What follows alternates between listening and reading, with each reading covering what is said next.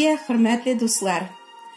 Бүген мин сезгә изге язмадан бер киная укып, фикерләрем белән уртаклашырга телим. Люк тәкъбир иткән Инҗил 15-нче бүлектән. Бер кешенең 2 улы булган. Аларның кечесе атасына: "Әти, милекнең миңа тиешле өлешен бүлеп бир әле" дигән. Атасы милкен улларына бүлеп биргән. Берничә көн үткәч, кече улы үз өлешен сатып, булган акчаны үзе белән алып, ерак илгә чыгып киткән һәм анда азгынлыкка бирелеп, байлыгын туздырып бетергән. Бүтән байлыгын туздырып бетергәч, бу илдә бик каты ачлык башланган һәм ул мохтаҗлыкта калган. Шунда ул әлеге илнең бер кешесенә ялланган, ә ул аны үзенең басуына дуңгызлар көтәргә җибәргән. Ул шул кадәр ач булган. Хәтта дуңгызлар ашый торган азыкны ашаса да шат буласы икән, ләкин аңа беркем дә бер нәрсә бирмәгән. Аннары ул акылына килеп: "Минем атамның ялчылары күп, һәм аларның барысының да туйганчы ашарга ризыгы бар. Ә мин ачтан үләм. Хәзер үк атам янына кайтыйм да: "Әти, мин күктәге Аллаһы каршында һәм синең алдыңда гөнаһ кылдым. Инде мин синең улың дип аталырга лаек түгел. Миңа ялчыларыңның берсе булырга рөхсәт ит" дип әйтим. Һәм ул атасы янына кайтып киткән.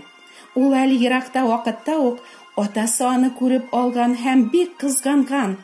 Каршына йөгереп барып, аны кочаклап үпкән. Улы исә аңа әйткән: "Әти, мин күктәге Аллаһы каршында һәм синең алдыңда гөнаһ кылдым. Инде синең улың дип аталырга лаек түгелмен." Ә атасы үзенең хезмәтчеләренә: "Иң яхшы кием алып килеп, аны киендерегез, бармагына йөзек бирегез, аякларына башмаклар кидерегез. Аннары симертелгән бозауны алып чыгып чалыгыз. Ашык һәм күңел ачык. Чөнки минем бу улым үлгән иде, ә хәзер терелде. Югалган иде, табылды." Һәм алар бәйрәм итә башлаганнар. Гадәттә, милекне ата-ана үлгәч бүләләр. Монда кече угыл көтеп торырга теләмәгән. Атадан хәзер үк милек бүлеп бирүен таләп иткән.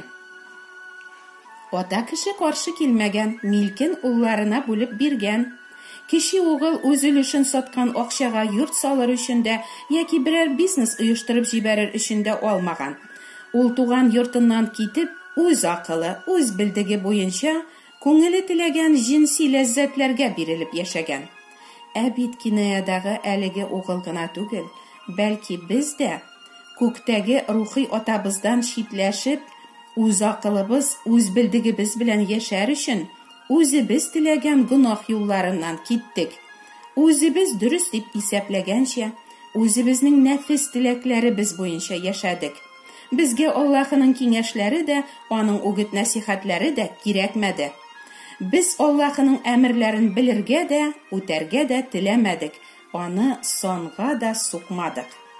Кече угыл үзе теләгәнчә кәеф сафа корып, азгынлыкка бирелеп яшәп, байлыгын шунда ук туздырып бетергән. Батракка да тамак яллык акча яки ризык бирәләр. Нишләп бу егеткә ашарга да бирмәгәннәр икән? Байлыкны да, фәкыйрлекне дә Аллаһы бирә. Егетнең шундый мохтаҗлыкка төшүе очраклы гына хәл булмаган, әлбәттә. Бу хәлгә төшкәч, егет уйлана башлаган. Кыенлык, кайгы, шир яки газапларга тарасак, без дә уйлана башламыйбызмы? Кемдер үзенең бу хәлгә төшүенә хөкүмәт башлыкларын яки үзенең якыннарын гаепли башлый. Кемдер хәтта Алланы гаепли. Күпләр үзләрен кызганып зарлана башлыйлар. Кыен хәлләргә төшкәндә үзебезне жәлләргә керешү яки башкаларны гаепләү безнең иң яраткан гадәтебез бит инде ул. Бу юл безне тагын да ныграк гөнаһ сазлыгына батыра. Үзебезне кызгану яшьләре безнең булай да каты бәгыребезне тагын да ныграк катырып җибәрә. Нишләргә соң? Алла сүзе әйтә: "Гөнаһлылар, кулларыгызны чистартыгыз, икеләнүчеләр, йөрәкләрегезне сафландырыгыз, хәсрәтләнегез, ачыныгыз һәм ыңгырашыгыз. Сезнең көлүегез кайгыга, шатлыгыгыз хәсрәткә әйләнсен. Һәркем үзенең гөнаһлары өчен зарлансын. Менә нинди ул дөрес юлның башы. Гөнаһлары өчен оялмаган, кайгырмаган кеше Аллаһы каршында ихлас тәүбәгә килә дә алмый. Оят, газап, хәерчелек, ачлык әлеге угылга да үзенең үлеп баруын һәм тамукка китүен аңларга ярдәм итә. Ул күңеленнән атасына әйтер сүзләрен алдан әзерләп куя. Менә кайттым әле, ул илдә ачлык, эш өчен түләмиләр, ашка үлеп булмый бит инде монда сез исән чакта да, дияргә уйламый ул. Берни булмагандай кайтып керергә дә уйламый ул. Я булмаса оятсыз кыяфәт белән. Шо не ждали? Нәрсә, каткандыр шунда дип уйлаган идегезме? Мин әле үлмәдем. Атай, әйдә улың исән кайтуына бер ярты чыгармыйсыңмыни? Да дияргә уйламый. Күпләр мөгаен шулай итәрләр иде. Ләкин кеше угыл бөтенләй башка сүзләр әзерли. Әти, мин күктәге Аллаһы каршында һәм синең алдыңда гөнаһ кылдым. Ул кайтып шундый сүзләр әйтергә карар кыла. Бу карарны үтәү вакытын ул сузмый, икеләнеп тә тормый, хәл итә һәм кайтып та китә. Ничек уйлыйсыз? Бу карарны кабул итүе аңа җиңел генә булды микән? Гаибеңне танып, мискин хәлдә кайтып керергә карар кылу әлбәттә җиңел булмагандыр. Җитмәсә абыең мыскылларга ярата торган кеше булса, күршеләр нәрсә әйтерләр? Безгә дә Аллаһы һәм кешеләр каршында үзебезнең явыз, юньсез, ахмак, тәкәббер кеше икәнебезне тануы җиңел түгел. Шуңа күрә дә бик азлар гына үзләренең барлык гөнаһларын танып, Аллаһы каршында ихлас тәүбә итәләр. Күз алдыгызга китерегез бу угылны. Аш, ябык, сакал баскан, өстендәге киеме искиреп, пычрап беткән, аяк савыты тишек, бомж кыяфәтендә. Шушы кыяфәттә кайтып кер инде атаң йортына.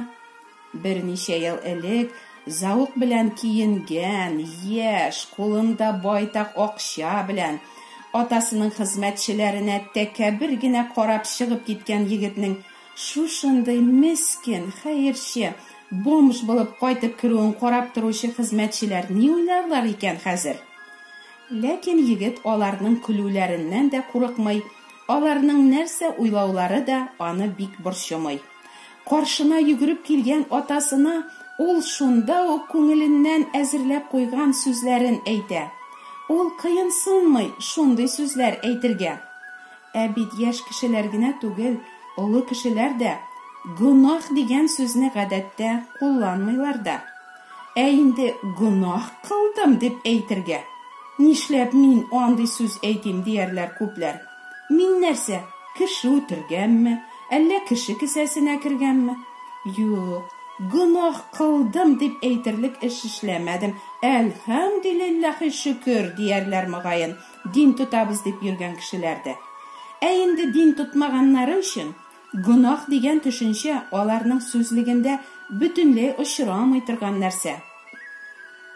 Егет атасына гөнаһ кылдым дигән сүзләрне әйтергә ашыга.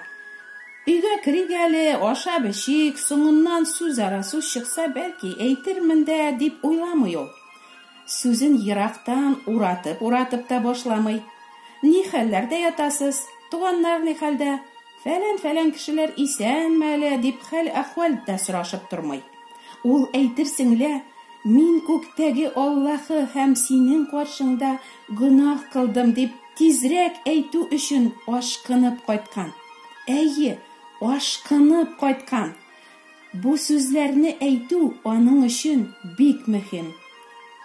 Әгәр гөнаһ кылдым дигән сүзләр урынына егет мин дөрес эшләмәдем, әти, хаталандым дип кенә әйтсә дә ярар идеме?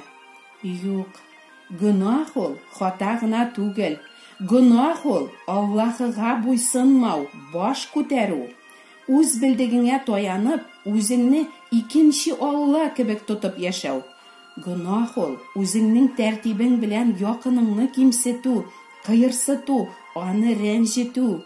Егет яхшы аңлаган гөнаһлар кылып, тәкәбберлеге аркасында Аллаһыны да, атасын да санга сукмыйча, явыз юлларда йөреп хәлакәткә якынлашуын. Буларны аңлау өчен мохтаҗлыкка төшереп, Аллаһы аны акылга китергән. Менә шулай, тормыштагы мохтаҗлыклар, сынаулар, бәла-казалар, ширләр һәм еш кына кайгылар да безгә дә уйланырга һәм Аллаһы каршында үзебезнең гөнаһлы икәнебезне һәм тамукка юл тотуыбызны аңларга булышалар. Кемдер бәлки, мин ул егет кебек азгынлыкта йөрмәдем, атамны, анамны һәр вакыт хөрмәт иттем, миңа күктәге Аллаһы һәм атам каршында гөнаһ кылдым диясе юк. Тәүбә итүгә мин мохтаҗ түгел, дип уйлар. Шулай дип уйлаучылар өчен мин кинаяның дәвамын тәкъдим итәргә телим. Ходай насыйп итсә, ул турыда киләсе чыгышымда сөйләрмен. Сезгә һәм якыннарыгызга Аллаһы Тәгаләнең мәрхәмәте һәм коткаруы килсен. Амин.